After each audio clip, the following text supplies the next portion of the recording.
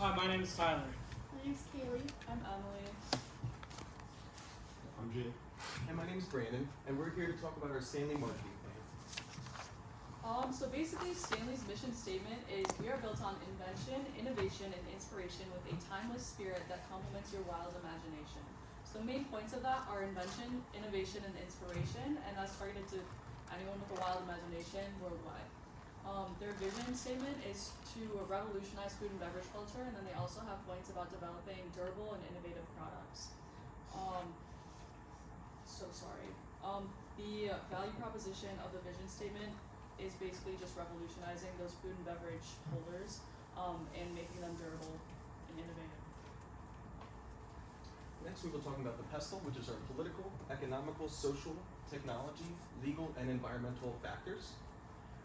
First, we'll be talking about our political factors, which is the wars in Ukraine and Gaza, which are affecting our supply chain, which contributes to elevated inflation. These supply chain inefficiencies cause time delays, labor shortages, congestion on transportation, or lengthy custom processes, all which have costs raising prices for inflation. We also have 76 elections that will be held this year. These will also be very important to the world's most important democracies. Outcomes can hugely influence our production costs, our operating costs, what business ventures we plan on continuing, as well as if we can even operate within that country. Next is the economy. We've been having a high inflation rate, which is making our products and production more costly. We also plan on investing into new business technology, improve our productivity, and diversify our suppliers to help lower these costs. We also have a high reseller market. With this reseller market, we actually boost economic sustainability by encouraging the reuse of goods, reducing the need for new production, and minimizing environmental impact. Next, we have our social. We are in luck. We actually have a big Stanley Cup craze, as you want to say it. TikTok has made it very popular, which we can also learn from this as what you would want to consider a $1 million lesson. Power of repositioning a product by launching new colors and partnering with influencers or other brands, forging ourselves a new path.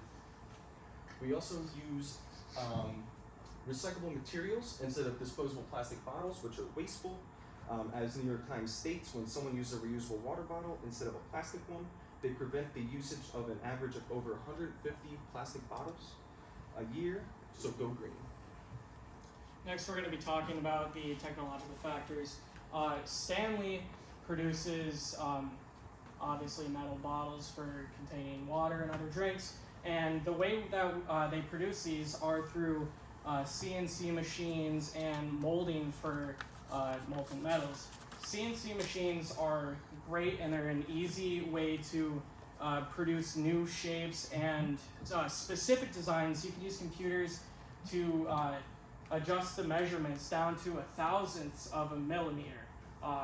And then the molds, they're created using 3D printers, and these 3D printers are equally easy to use, and they can produce new molds in a few hours. So the production team can easily create new designs on the fly. Another factor is artificial intelligence. Artificial intelligence is a great new technology with a variety of uses, and one of the main ways that I think we can use artificial intelligence is through prediction. I feel that we can use artificial intelligence to easily predict and accurately predict new market trends within the next few years. We can also use artificial intelligence to streamline the systems that Stanley uses for their production methods. Next, we're going to be talking about some legal issues that Stanley's facing. Currently, they're facing a lawsuit in California because of the lead found in their products.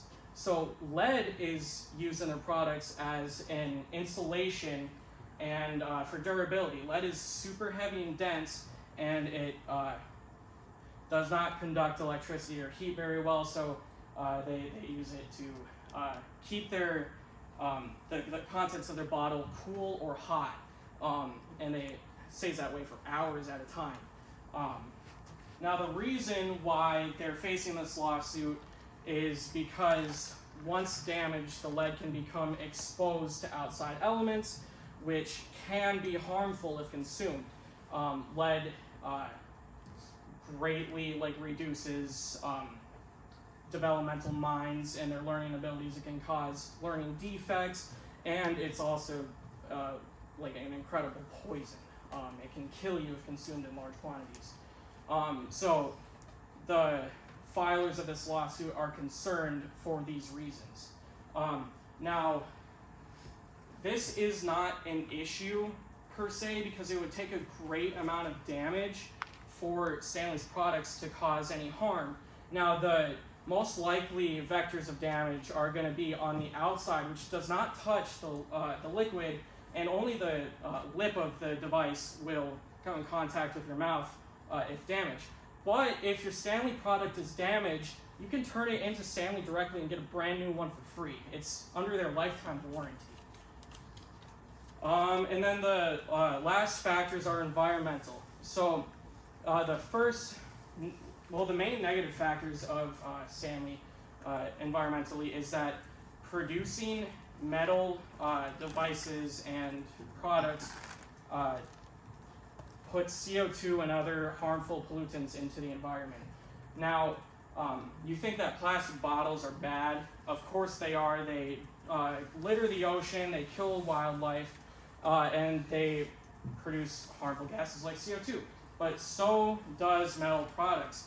When you're mining metal products, what do we use to mine metal products? Anybody? We use trucks and tractors which burn diesel. Diesel is highly pollutant. Even though it's efficient at burning, it produces about 3 times more CO2 than gasoline does. And gasoline is really bad for the environment. And then there's the refining of the metals. They don't use just raw iron. They use steel, which they have to cook in super high environments, which produces a lot of CO2 because they have to burn materials to get the metal that hot. And then the carbon in the iron is extracted in the melting process, making steel. But, however, they also help prevent plastic in putting plastic in the environments. But you have to use their products correctly. According to research found on New York Times, you have to use a Stanley product 150 times per year, or equivalent products for that matter, 150 times per year to negate the CO2 put into the environment. Now, if you collect Stanleys, like some people have 20 to 30 of them, and you don't use all of them, you're really contributing to the pollution in the environment. So please be smart about how many you buy and how often you use it. Okay, so next we have a SWOT analysis, which stands for strengths, weaknesses, opportunities, and threats. And under our strengths, we have a loyal customer base. When you go on social media, you can see tons of videos of people promoting your Stanley and even showing off their collections to social media. And that also ties in with strong brand reputation. Stanley has been operating since 1913, and it has unique people using it. They also have diverse products, which means like they have merch, cookware, anything that appeals to the outdoor lifestyle. And they have a great cup design, which fits in a cup holder. For weaknesses, they have a poor lid design just because many people do not like the fact that Stanley does spill. But there is many alternatives to the cup all the way onto the right, you can pull that back. Two of those cups have a flip lid, so that prevents spilling. Unfortunately, it does damage easily when it comes in contact with the ground. Premium pricing due to inflation, and poor production quality, and products may contain heavy materials. Under opportunities, collaborations and brand deals, so this one's with Lainey Wilson. She already has came out with 2 cups and they've sold out instantly. Olivia Rodrigo and Adele. They have product expansion, so what I mean, you can go on the Stanley website and customize your own Stanley if you'd like. And they are already sustainable and ethical, but I feel like they could take bigger steps to do that just because that is on the back of everyone's mind. Threats are huge competitors like Yeti and Hydro Flask are still up there, including that they just came out with the same like shape as the Quencher. And then counterfeit products, which is like on third-party websites, which I mean is like Shein, Temu, TikTok Shop. Once again, products may contain metals for insulation purposes. Our 4 P's, which is product, place, promotion, and price. So this is an example of one of our camping utilities, which also they have coolers and lunch boxes. And then this is like a picture with the merch and the dog. It just shows how Stanley's brand comes up to people. And then we have our places. So I just put down the local places that you could find a Stanley around here, which is Lowe's, Meijer, Walmart, and Target. But you could also go to like Shields, Dick's, and Dunham's.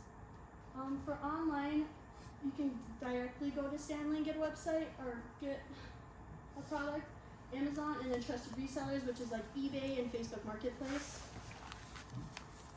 And then for promotion, they have social media collaborations. So this is like Starbucks and Stanley, Pendleton and Stanley, and Mossy Oak and Stanley. And they also have one with Olay, which comes with a free product of the moisturizer Olay is trying to promote. They also have television and social media ads, which is when you scroll on TikTok or Instagram, that you'll see a Stanley being promoted by the website or an influencer. And then the Stanley Creator Fund, which is they have promotion or like deals with people, and they give about $50,000 to those people to start advertising. And then for price, the average cup is about $20 to $60. And then on the website, products can range from 15 to 100. So Stanley splits the target market using 4 different segmentation strategies. There's geographic, demographic, psychographic, and behavioral. Next slide. First is geographic. Stanley mainly targets residents of these countries. Demographic, it's mostly women, early teens to middle age, typically from lower middle class to upper middle class. Third is psychographic. Stanley's target market often has a strong desire for belonging, characterized by trendiness and materialism. Buyers of our products tend to purchase, use, and show off trendy products as a way to feel included. So this is our target market persona. This is Brittany. Brittany works as an office manager for a medium-sized U.S. corporation where she makes approximately $60,000 a year. As a millennial, Brittany dreams of becoming a famous influencer and is constantly following the latest trends to grow her brand. Brittany's trendiness and fame-seeking behavior often result in her being quite materialistic. This is because Brittany believes that the products that she consumes will bring her attention. She mainly uses TikTok and Instagram as her main social media sources. So Stanley's target market is actually kind of interesting because for the first like a little over 100 years of their existence, their products were all like this green hammer tone. They were targeted towards men, workmen, I guess, because they wanted to stay hydrated on job sites. And then they were also targeted towards people who liked outdoor activities because it could keep them hydrated on like hiking and stuff. And then around 2019, they came out with the Adventure Quencher, which completely pivoted their target market. They went from, when they had this type of products, they were a $70 million company. And then when they came out with this product, within 4 years, between 2019 and 2023, they had a $687 million increase in their revenue. And the Adventure Quencher cups made their target market more like women, the younger generations, like teens and stuff. And yeah, I guess outdoor people still do enjoy them. Workmen still do enjoy their classic products because they are still out, but they do have a lot more wide variety of products now that they have like expanded their target market.